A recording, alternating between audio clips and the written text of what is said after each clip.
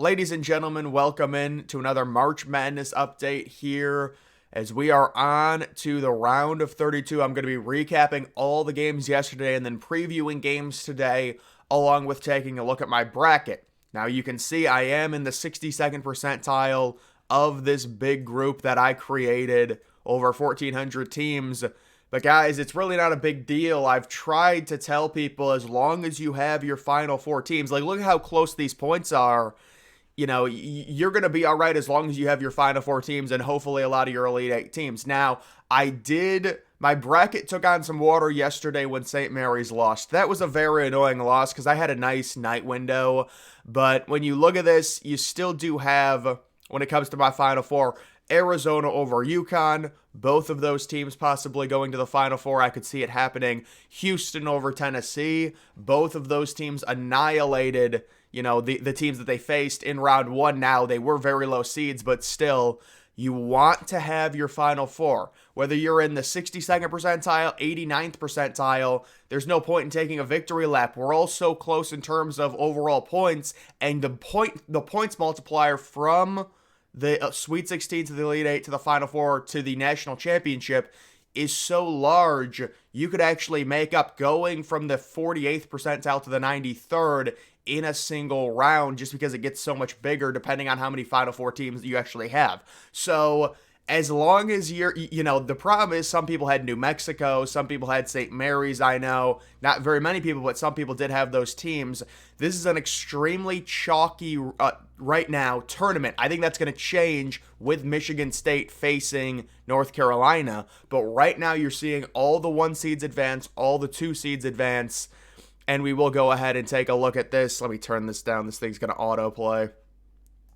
We will go ahead and take a look at these games. So UConn, one of the biggest dominations we've seen. Wasn't UConn up like 9-0 in this game? I don't think they ever trailed by under 10 points. 52-19 against Stetson in the first half.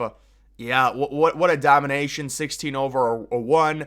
Purdue with a domination over Grambling. Kind of a funny, first half. Would Purdue lose to a 16 seed? It's not going to happen. They end up crushing Grambling. I think Purdue, they can make the, Elite Eight, maybe the Final Four. I don't have them going. Houston versus Longwood, my goodness. These 1v16 games this year were crazy blowouts. Houston beats Longwood, crushes them 86-46. Wow, Houston looks good. I told everyone that region, it's wide open for Houston.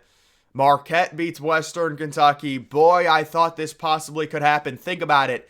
This was the 4th 15v2 game. We had not had a 15 over 2 yet. The past 3 tournaments, we all had at least one 15 over 2. My prediction was Western Kentucky over Marquette because I want to make a bigger upset. It's an entertainment value. I make a bracket for thousands of people. They watch me do picks. So there's got to be some entertainment value. And listen, 43-36 in the first half. They peaked too early. They were up by 7.5. 43 points for Western Kentucky. Maybe that could be the major upset. It ended up not happening. Baylor destroys Colgate. They were up by 20 points at half. Baylor looks good. Auburn, obviously the huge upset loss. Listen, Auburn analytically was the best 4 seed. They were better than any 3 seed. They were better than some 2 seeds, but it is March Madness. It is the tournament. This is what happens. And yes, this is probably the major one that people are looking at. A lot of people predicting, if you want to kind of find leverage, find value, Auburn to go, not only, beating UConn, but possibly going to the Final Four, maybe even the national title game. I will tell everyone when it comes to March Madness, it's important to understand these are game-by-game situations. Auburn, back in like 2019, 2018, when I predicted them correctly to go to the Final Four as a 5 seed, they were in a 5v12 matchup against New Mexico State. They won that game by 1 point. They very easily, let's say there's a lucky 3 by New Mexico State. New Mexico State wins. Now Auburn sucks. Well, no, Auburn ends up winning that game and going on a crazy Final Four run as a 5 seed. So it just goes to show you that these are game-by-game scenarios. If Auburn would have escaped winning this game, they could have easily beaten UConn. It's just a game-by-game situation. It is unfortunate, but I'm very lucky that I had Auburn losing to UConn in the Sweet 16, so my bracket really doesn't take on any water. Sure, I picked Auburn over Yale. It doesn't matter. It's a first round game. I'm not going to get many points for that anyways, and pretty much we all picked Auburn to win that game. Duke over Vermont. Vermont really struggles offensively. Good win for Duke. Duke is looking good. Duke is kind of laying in the weeds right now. People thinking maybe Vermont with the upset, not going to happen. Duke easily wins that one. Alabama beats Charleston. Pretty clownish second half. 62 points by Charleston in the second half. 109-96. Some high-scoring games yesterday for sure. But Alabama will be advancing. You know, Alabama's defense, it is very rough, but certainly they've got a crazy offense. San Diego State beats UAB. They were kind of in control of this game early. UAB made a little run. I never liked UAB as a 12 seed. San Diego State gets it done and wins kind of a lower scoring game. 69-65 there. James Madison. So here it is. I did get a 12 over a 5. Completely controlling Wisconsin throughout this entire late night game. And we do get the 12 over 5 there with James Madison moving on and now facing Duke. Grand Canyon beating St. Mary's. This is a really brutal one for me. I had St. Mary's going into the Elite Eight. And, you know, second half, the problem with St. Mary's, just not a great offense. They normally rely on their defense and they allow 47 second half points. It's not going to get it done. It's unfortunate. Clemson beats New Mexico.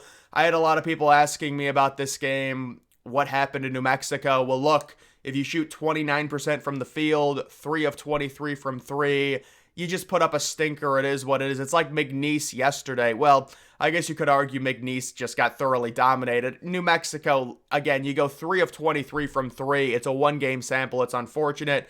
Colorado defeats Florida. A lot of people complaining about the officiating in this game.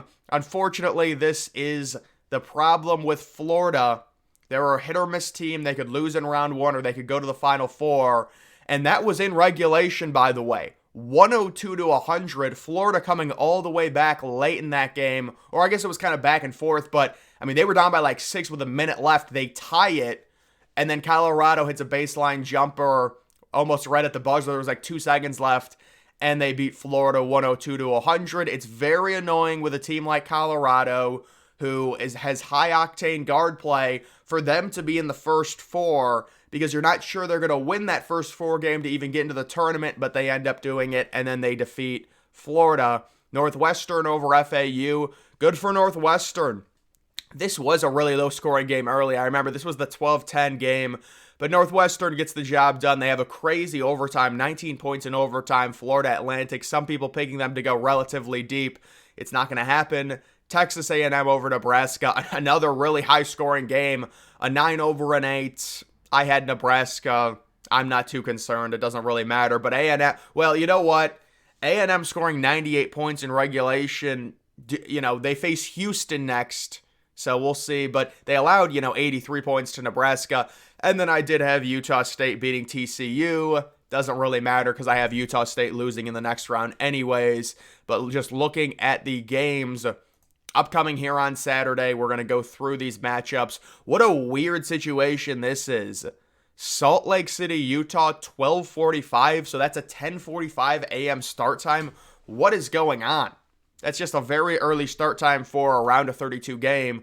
Dayton and Arizona. Arizona sitting -9.5. Dayton, I don't think should have beaten Nevada. They had a crazy comeback. I give them credit, but I think this is a good draw for Arizona. Arizona, I've got them in the Final Four. I need them to win that game, obviously.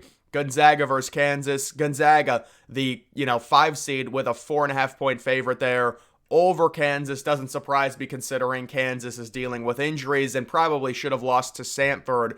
They got some help at the end there from officiating. Michigan State and North Carolina. North Carolina only -3.5. So the statistic was, I believe it's happened maybe 7 total times since the early 90s where a 1 seed in the second round, so meaning they're going to be facing an 8 or a 9, if they're 5-point favorites or less, they never cover and they normally always lose outright. So history will tell us Michigan State's very likely going to win this game and beat North Carolina. The Tom Izzo factor. Personally, I think I had North Carolina into maybe the Elite Eight, but I did not have them into the Final Four. So if Michigan State wins this game, it's going to eliminate a lot of people's national champion pick. Not a big deal for me, but North Carolina is sitting -3.5. Washington State and Iowa State, I would like to see Washington State win this game. They are +6.5. They're underdogs against Iowa State. I think it's going to be very tough for Washington State, but we will see. Oakland and NC State, a fun little upset battle here with NC State sitting -6.5. Who knows, though? Oakland facing a double-digit seed. They have momentum. I'm concerned if their threes don't go down, they're probably going to lose, though, to NC State. NC State winning the ACC, getting into the tournament, and then winning in the first round there. The 8 o'clock game, this is one that it's really Michigan State, North Carolina. Texas and Tennessee should be interesting. Tennessee coming off that throttling of St. Peter's.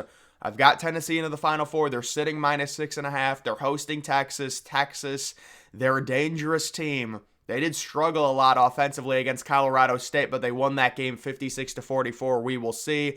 And then the 2 night games, or I guess another night game, because this is an 8 o'clock game. Another night game is Duquesne taking on Illinois. Illinois now -10.5.